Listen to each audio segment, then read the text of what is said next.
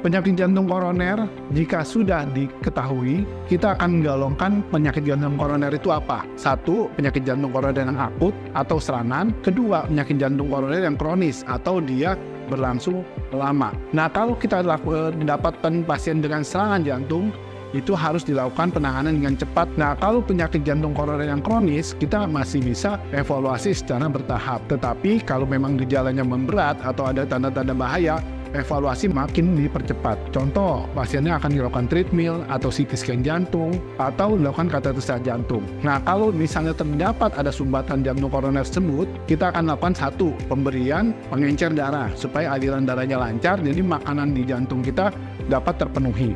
Yang kedua, dikasih obat kolesterol, karena yang paling banyak menyebabkan tersumbat adalah kolesterol.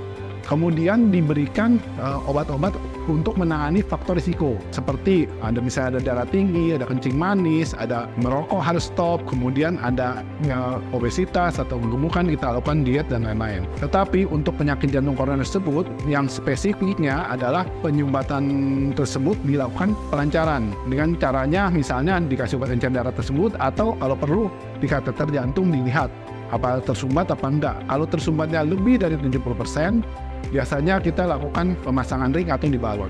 Kalau lebih dari 50% di pangkal-pangkal juga sama dilakukan seperti itu. Dilakukan pemasangan ring atau dilakukan di balon sehingga aliran darah lancar, sehingga makanan di jantung kita menjadi lebih banyak lagi. Jadi kalau intervensi jantung tersebut, kita melakukan tindakan dengan penyuntikan. Jadi penyuntikan di tangan, di lengan, atau di paha. Jadi tergantung preferensi pasien sama dokternya. Jadi pasiennya sendiri dalam keadaan sadar, tidak dibius, terus kemudian tindakannya berlangsung paling 30 menit sampai 1 jam. Nah, tindakan tersebut dilakukan karena dia dalam keadaan sadar, jadi kita bilang minimal invasif karena tidak melakukan operasi atau melakukan penyayatan dan lain-lain, hanya melakukan penyuntikan. Dari sana kita masukin ke selang atau kateter ke jantung, kemudian kita semprot satu warna sehingga kita tahu benar ada tersumbat apa enggak. Kalau ada tersumbat, dari selang tersebut kita masukkan cincin atau balon sehingga aliran darah yang tadi tersumbat bisa dilebarkan. Kalau dipasang cincin atau balon, jadi aliran darahnya tetap paten sehingga aliran darah ke ujungnya bisa dalam lancar kembali.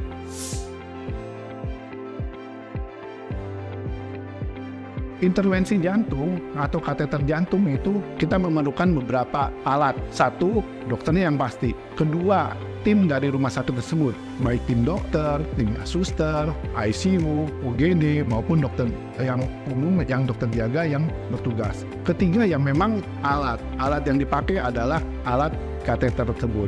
Alat kateter yang kita bilang namanya alat kateter tersebut harus mestinya lebih mutakhir dan lebih baru. Dengan alat yang baru, apa yang terjadi? Satu, gambar yang dihasilkan lebih baik. Gambar yang dihasilkan lebih baik sehingga kita tahu ini benar sumbat apa tidak. Kalau gambarnya nggak bagus, akhirnya kita ragu. Tapi kalau gambarnya bagus, akhirnya kita bisa tahu, oh ini bagus, mampet apa tidak. Dan dengan alat yang baru dan alat yang canggih, sehingga gambar bisa dapat lebih jelas. Dengan adanya alat-alat yang baru, apalagi ditunjang dengan artificial intelligence yang baru, sehingga alat seperti ini bisa dapat memapping sampai 3 dimensi, sehingga kita tahu benar ada sumbat apa enggak. Dan kemudian apa yang dilakukan? Safety pasien. Karena dia alatnya baru dan canggih, safety pasien juga makin membaik. Jadi apa yang terjadi? Angka radiasinya menurun. Dengan alat yang baru, radiasi ke pasien maupun ke operator atau dokter, dia juga rendah. Sehingga safety ke pasien itu sangat dipikirkan oleh penunjang medis yang seperti alat yang canggih seperti ini. Kalau makin canggih dia, safety makin tinggi. Kemudian makin jelas, sehingga presisi untuk melakukan tindakan selanjutnya, dokter bisa melakukan lebih baik lagi, karena gambar yang dihasilkan bisa didiskusikan dengan pasien dan kita bisa melakukan tindakan lebih lanjut untuk kebaikan pasien.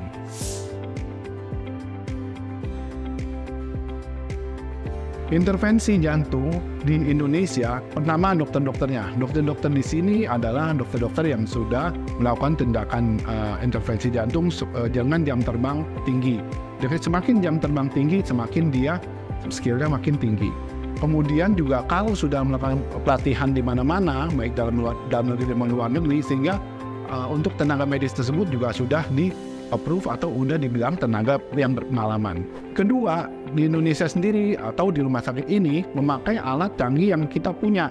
Dan alat canggih tersebut, mungkin kalau ditanya di Indonesia ini ada berapa? Ini paling di bawah 10 di Indonesia. Sehingga alat yang canggih ini membuat kita lebih dapat melihat kelainan-kelainan yang sekecil apapun sehingga kita lebih jelas. Sehingga pasien bisa terdeteksi, oh ini sakitnya apa-apa, sehingga kita dapat melakukan tindakan lebih lanjut.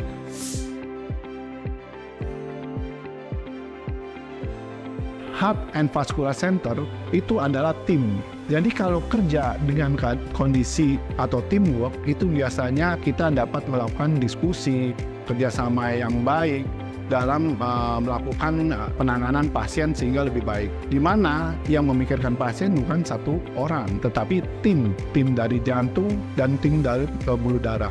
Jadi kalau ada kelainan atau komplikasi dapat tertangani dengan baik dan komunikasi antar dokter juga lebih cepat.